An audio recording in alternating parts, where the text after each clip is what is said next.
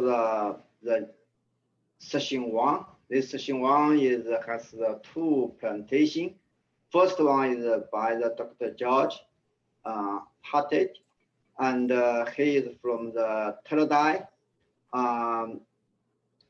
Dr. Jeorge is currently a wireless product marketing strategist in Teradyne, and at the location at Boston. Wow, it's very late over there.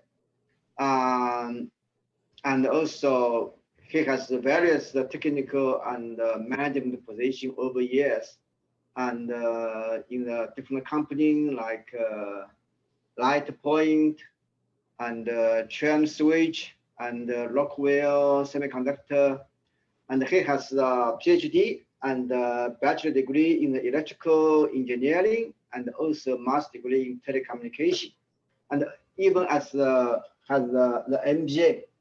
So he is the advisory board of the directors of the Global Semiconductor Alliance, TOB, and Land of the North American, and also NSF's Wireless Internet Center in the Advanced IF technology.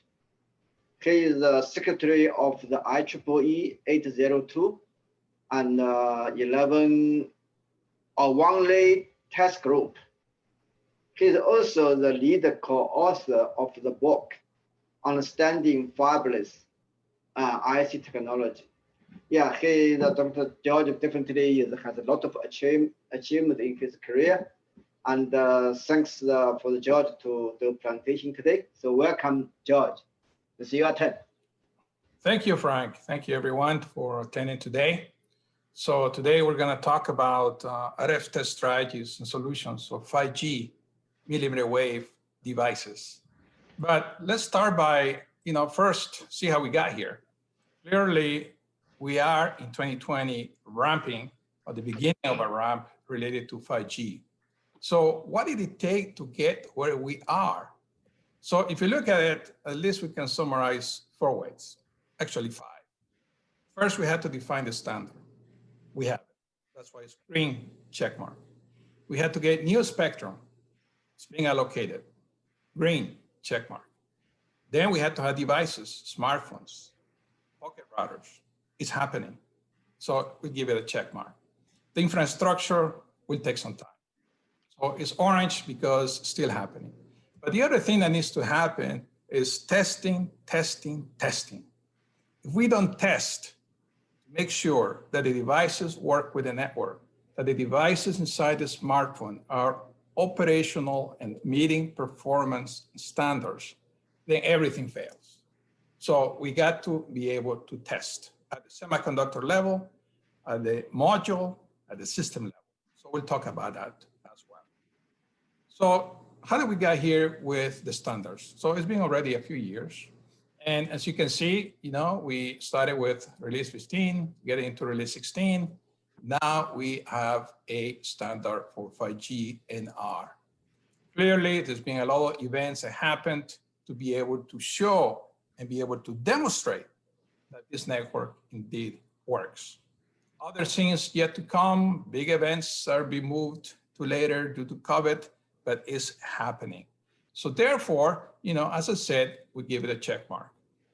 In regards to spectrum, for the past 30 years, this industry has been working just on the sub-6 gigahertz, and many applications are coming, many.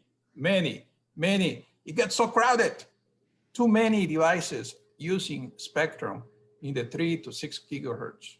So we needed to do something. Fortunately, the governments all over the earth have recognized the need to deliver more spectrum opening, both in what's called 6 gigahertz on license and also in the millimeter wave. So therefore, good, we got a spectrum allocated all over the world.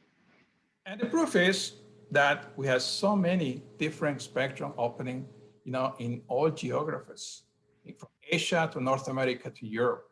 In fact, if you look at recently, 47.2 to 48.2 gigahertz was the last band that was open in the United States, North America. Earlier this year, in March, it was finally approved.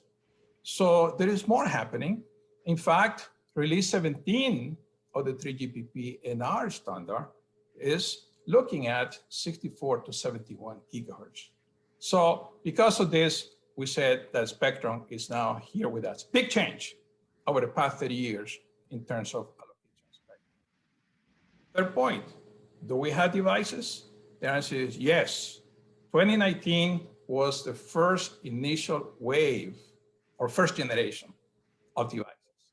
So you see this report from the Ericsson Mobility Report of June 2020. You know, the round is pocket routers, the rectangle is smartphones, and the little line here is fixed wireless terminals. So we are now in 2020 on the second half, and quite a few devices are being introduced. So therefore, we give it a check mark. In fact, there's many announcements. The latest one just happened 2 weeks ago with the iPhone from Apple. They announced that their iPhone 12 Pro Max and Mini, both of them, will have millimeter wave. So devices are here. Therefore, you know, we are excited that this is a growth market in the days and years to come. And there is new applications. I say new, they were available in 4G, but this device is now related to pocket routers. CPE, customer premises equipment, is actually exciting too, because with 4G, and with 5G, with 5G, the bandwidth is much higher. So now there is no need to have the cord. There is no need to have fiber or cable. You can connect one side of this CPE box to the 5G network with high bandwidth, either sub-6 gigahertz or millimeter wave. And on the other side, we have Wi-Fi. So it's a much faster way to deploy Wi-Fi to the home. So what this means is that not only we have a growth on 5G cellular, but it also enables the growth of Wi-Fi rapidly to the home in areas where, you know, putting fiber and cable is prohibited. So what about infrastructure? Well, it's going to take some time. It is already happening in countries like China. It is happening in terms of millimeter wave in certain countries like the United States, but it will take a few years. So therefore, it's not quite yet green. It is orange because it's still yet to expand. But if you look at this report again from Ericsson, you see this orange line. This orange line is the number of subscriptions related to 5G between 2018 and 2025. The green one is the number of subscriptions for 4G between 2009 and 2015. So if you look at the line that says, you know, 1.5 billion subscriptions, it took 4G about 6 years. 6 years to get to that point. But 5G, the predictions are it will take 5 years. So it will take much less time to deploy 5G according to these predictions. So, you know, we expect a bigger ramp, or I should say faster ramp in case of 5G. Okay, so that's where we are. Now, why? Why is it that we need millimeter wave in the case of 5G? Well, it's a very basic formula here, which is a Shannon-Haley capacity that says that the capacity of the channel in bits per second, which is the download speed or the upload speed, is directly proportional to the bandwidth times the log base 2 of 1 plus signal to interference and noise ratio. So clearly, the dependency on bandwidth says that we needed more spectrum, higher frequencies, so we can get larger bandwidth. So it's not surprising that, you know, these new smartphones, these new CPE devices, pocket routers, you know, are also being implemented using millimeter wave frequencies between, you know, 20 to 60 gigahertz in that range. So the millimeter wave value proposition is high bandwidth, which in turn gives us high bits per second. But it's also interesting that we have a new value proposition related to small cells.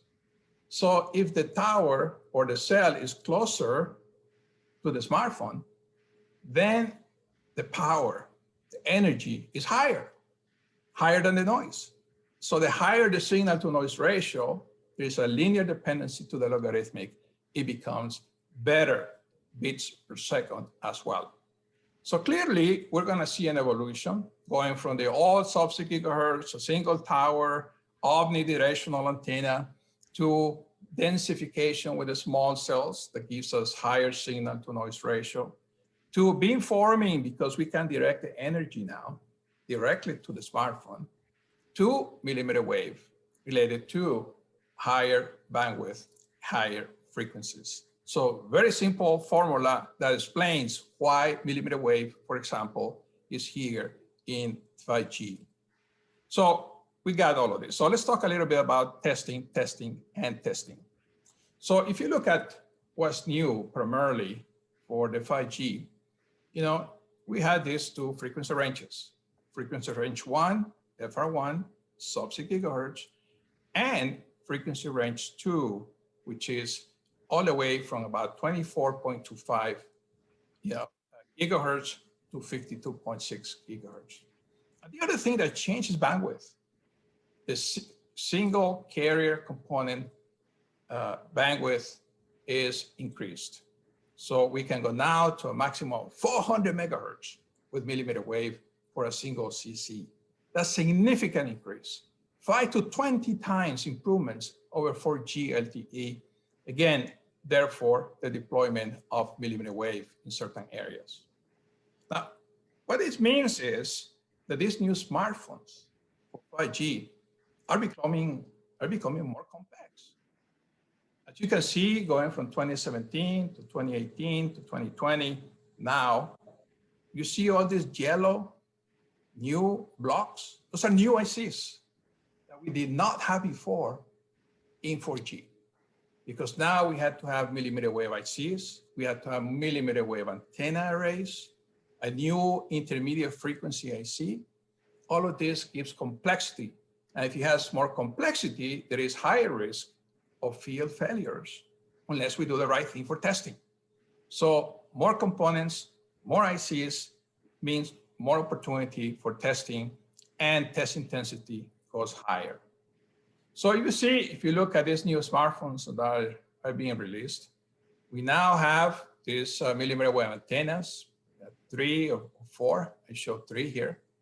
These millimeter wave antennas need to be connected to the modem via some intermediate frequency IC. These antennas can have a variety of antenna types. You have dipole antennas. You could have an antenna array, phase antenna array, multiple of those. So now we had to test the things. And as we will see in the next few slides, testing clearly is needed. If 5G fails, everybody fails. The brand fails, network, the smartphones, ICs, we got to make sure, especially for these 5G millimeter wave premium telephones, to achieve high order of quality, because they're expensive. Nobody wants to waste money on a telephone that doesn't work. There's more competition. There is new brands coming out from China, Xiaomi, for example, others like that, Oppo. So we got to establish a brand. Clearly, testing is required. Now, if you dissect the smartphone for millimeter wave, you see basically three main blocks. If we start from the left side, the baseband. Now, there is an interface between the baseband and the IF transceiver that can be digital, could be analog and Q. But between the transceiver and the millimeter wave module, there is an intermediate frequency anywhere between 6 to 15 gigahertz. Notice here, 6 to 15 gigahertz, that's new, that we did not have to test back in 4G, because 4G was sub 6 gigahertz, even sub 3 gigahertz. Here now, we need test equipment to testing above 6 gigahertz. In the millimeter wave, we're all over the place, between 24 to 53. Recently, as I said, you got this new band, it goes all to 48.2, and the bandwidth is greater. And notice that now the transceiver has to be integrated with the phase antenna array into a module. And once it is integrated, it's more difficult to contact. We may need a different test strategy like over-the-air testing. And if you have this many antennas in an antenna array, that means that the ATE equipment or the test equipment may have to have more ports. Maybe before with 4G it was 4 antennas. Now here we have 8, 16, 32 antennas, so we need more ports. Or we need over-the-air testing, as we will talk next. So we need to be thinking more ports, beamforming and new test techniques, over-the-air testing, and then when volume increases, we need to have parallelism, simultaneous dots, device under test, site count increasing as well. So in terms of the test list for millimeter wave, it really hasn't changed much for 4G. It's the usual gain, power, ACLR, EVM, things like that, both for the millimeter wave IC as well as the interfere IF type of IC. So the test list doesn't change, but there is new questions now about beamforming. Phase and amplitude testing would be another one. So let's talk about this thing related to perhaps test strategies related to over-the-air testing, whether or not that's something that makes sense, at what test insertion that would make sense. But the test list remains basically similar, with the exception now, there are higher bandwidth, higher frequencies, many different ports because of an antenna array. So OTA, over-the-air testing. We heard many things about OTA for the past years, but this presentation is about tests, and I don't want to just set expectations that OTA is only for silicon or for bench tests. It's all over the place. It depends also where you want to test the device. So if you look over here, if you had a millimeter wave RFIC plus an antenna array module, that width, we're gonna call it D distance. That distance could be centimeters, could be millimeters, the width of the module. Depending on how far you are from the module, that distance R, you can be in 3 different fields. The farthest one being the far field, radiated. The middle one being radiated near field, sort of like a transition. And the closest one being reactive, near field. But what's important to realize for us test engineers is that the farther away we are from the device under test, the larger the chamber, test chamber or cavity. So if you get closer, then you can be thinking of small chambers, maybe a handle socket, for example. But if you go further, then the chambers grow in size. So as test engineers, we have to think about, do I want to test in the far field, near field, or reactive field? That has implications on the chamber size. Now, little bit of path antenna arrays. The main thing of this, antenna arrays for millimeter wave is, as you see here in the lower right, directivity, being able to direct energy to a specific user, very directional. It's not omni, it's directional. Therefore, we're able, in the use case, to direct energy to a specific location, user, by changing the power and the phase. So power and phase. These 2 things control the direction of the beam. So to be able to test this, there's test strategies in the lab. Let's talk about the lab. So there is an R&D lab, there is a DVT, Design Verification Test Lab. And then you see these big chambers. We call this one the R&D lab, typically you see what's called a cater chamber, which means compact antenna test range, cater. This can be big, large. But even at the R&D side, you may want to get a smaller chamber called DFF, direct far field. The difference in these two chambers for the lab can be a big difference in price. Cater, more expensive. DFF, cheaper. So which of those two chambers do you choose? It depends, and we'll talk about it. In DVT, typically in the DVT side, there's really not that much need to think about cater. Because DVT, you're testing beamforming, is non-signaling test, and here you're verifying that the antenna array has a proper power, energy, and the phase for the beam. And here you want to make sure that your radiation pattern, as shown in this picture, is doing the right thing. So how do you decide if you want to buy a cater chamber or a DFF chamber? The answer lies on understanding the size of the antenna array and the application in which you are. So here is a table on the right. Frequency is 28 gigahertz or 39 gigahertz, two cases. If the antenna array is small, 2 by 2, your aperture is about 15 millimeters, and your far field is very small, 5 centimeters, not that big. But if your antenna array is 8 by 8, then your aperture is about 60 centimeters on the antenna, and the far field is about 60 to 70 centimeters. That's big. So it depends on the size of the antenna array. And there is physics, a formula that tells you, how big of a chamber by calculating this D and R distances, depending on your size of the antenna array. So based on this, you can make a plot that the x-axis is D, the module D.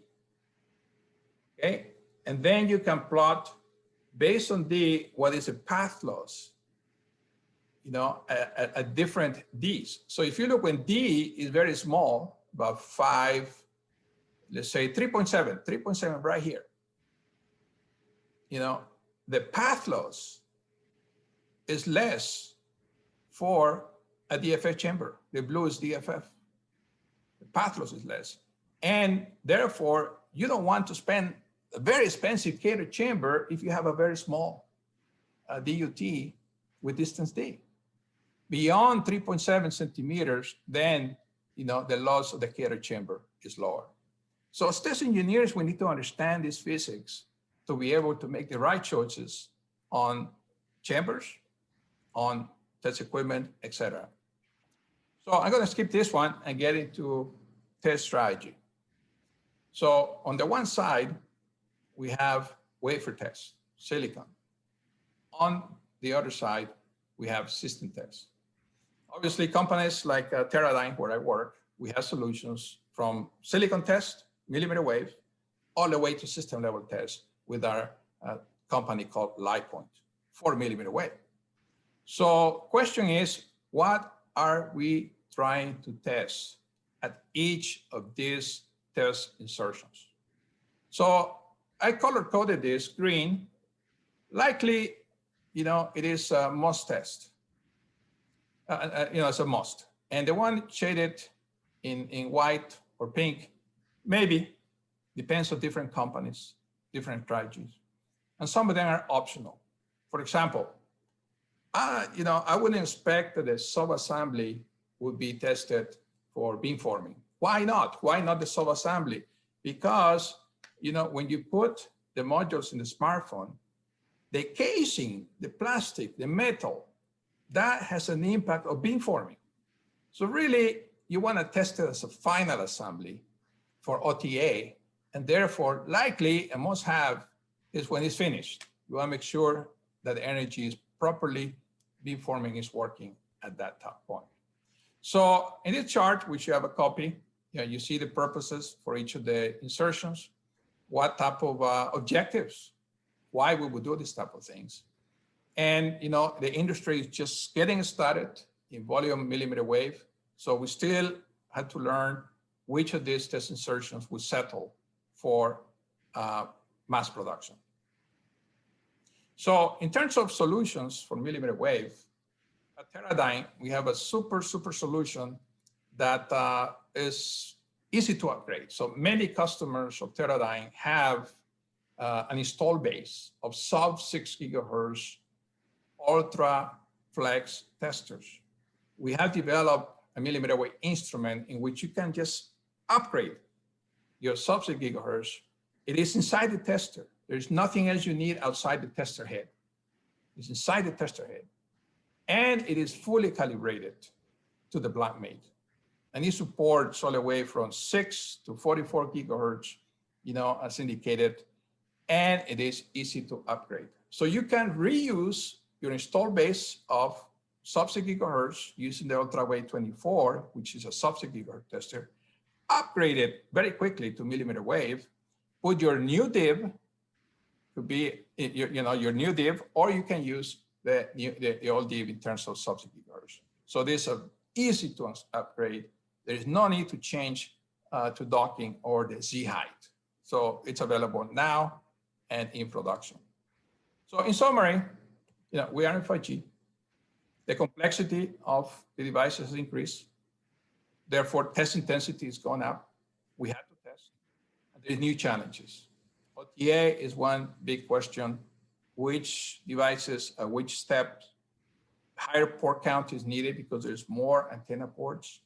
But we need an easy way to upgrade the install base of test equipment up there. And Teradyne provides that with the UltraWave 44, MX44 solution. So we are the front of these solutions. And between Teradyne and LightPoint, we obviously are addressing these type of needs going into the future. So with that, I'd like to end, and maybe we have some questions. Thank you for listening. Thank you. Very exciting presentation, and also very deep the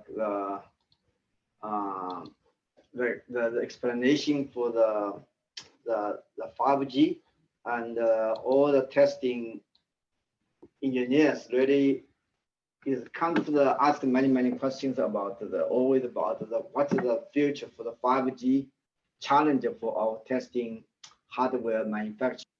Let me ask a couple of questions. About the OTA, the testing, do you think the OTA is the preferred testing, or is it in the versus in the contact the testing? So basically, one is the OTA. That will be the no direct contact. So traditionally, all is contact the testing for the IC chip. So what's the kind of the difference from that? Thank you, Frank. That's a good question. OTA is more likely to happen upstream as we go to the final level testing, because beamforming, the radiation energy is impacted by the casing, it's impacting by the plastic.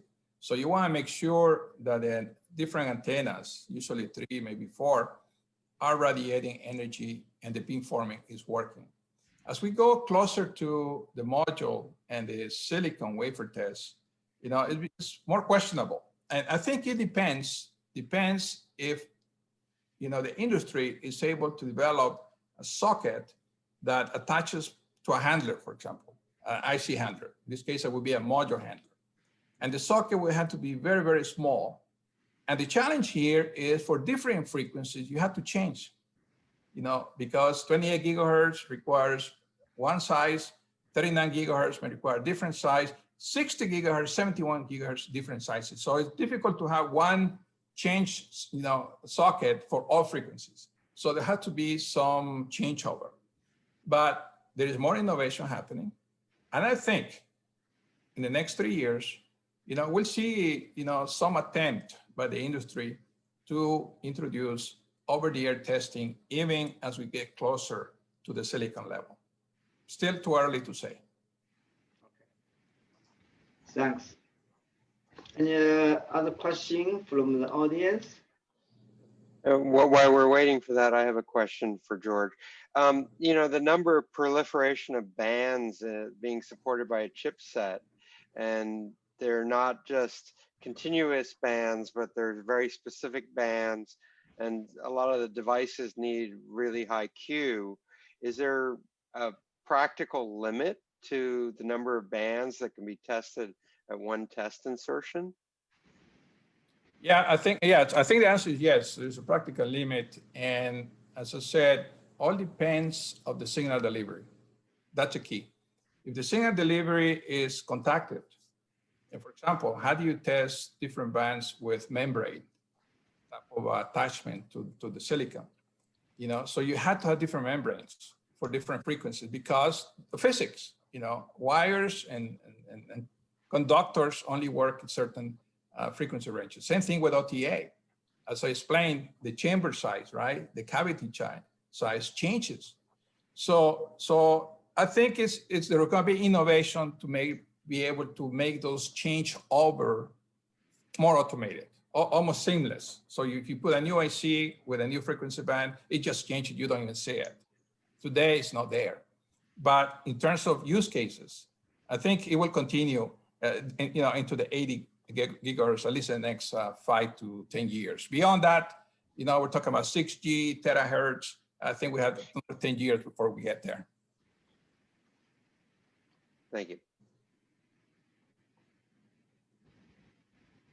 Thank you. Okay, Frank, you have any questions? If not, we.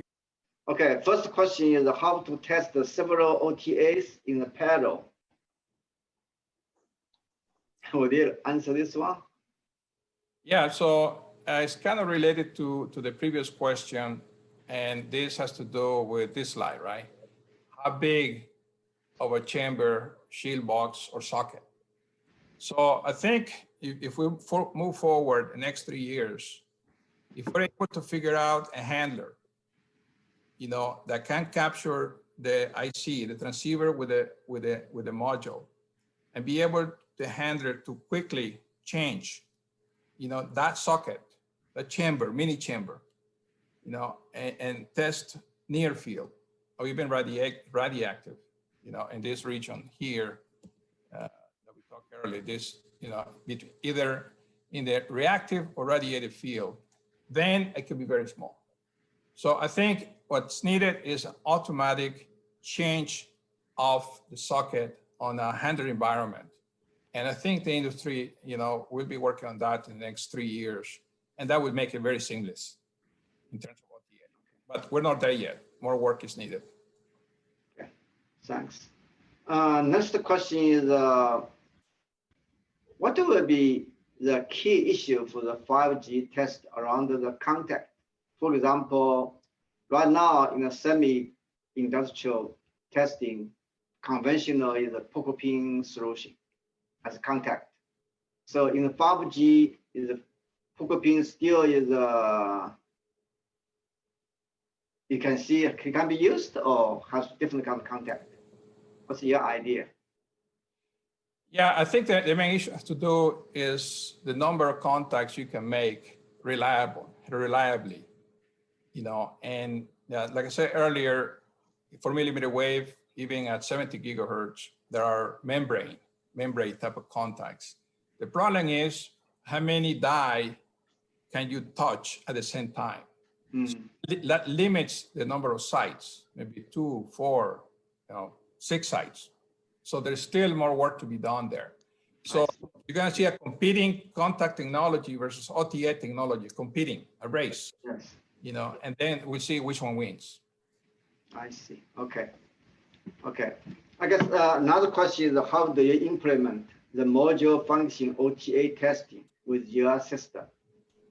Because this question is very open.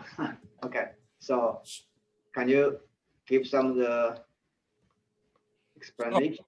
There is obviously we have solutions, like I said before in this chart, we have solutions on the ATE side as well as the system side. So for the system side, it's more straightforward. Typically it is a chamber like you see here. And you see a chamber that is DFF. Here is a box from LightPoint, which is a company of Teradyne. Typically, you put the device under test inside the chamber. And we have videos and we have information on our website. And then, as you can see, all it takes is one cable that can capture. The dot radiates energy to the top horn antenna, and we capture the energy into the tester. So on the module side and the system side is more straightforward. On the IC side, there are sockets being available by leading socket companies. But the problem with those sockets is not there yet in terms of automation. They're more for low volume. And those OTA sockets available in the industry, for Teradyne solution, we just take the signal, right? So it doesn't matter which socket it is. We take the signal from the measuring antenna and we measure. But those solutions today have two problems. They're not for high volume production. And two, for different frequency bands, you have to change. But as I said earlier, I think innovation will take care of that problem in the next 3 years. But from Teradyne millimeter wave tester, it doesn't matter if it's socketed or over the air with one of those available sockets. We measure the signal no matter where it comes from. Yeah. Okay. I want to thank our sponsors once again, our premier sponsor, Test Tooling Solutions Group, JDT Technology, our honored sponsors, our distinguished sponsors, NIDIC, SV, TCL, Smiths Interconnect, TSC, and Feldman Engineering, and our media partners. If you go to the website, you can connect with them. And then, once again, very appreciative of Test Tooling Solutions Group and their support of TestConX China. Thank everybody again for your participation today. Please invite your colleagues to join us and certainly provide us any feedback you might have. So I thank you and wish everybody a good rest of your day. Thank you.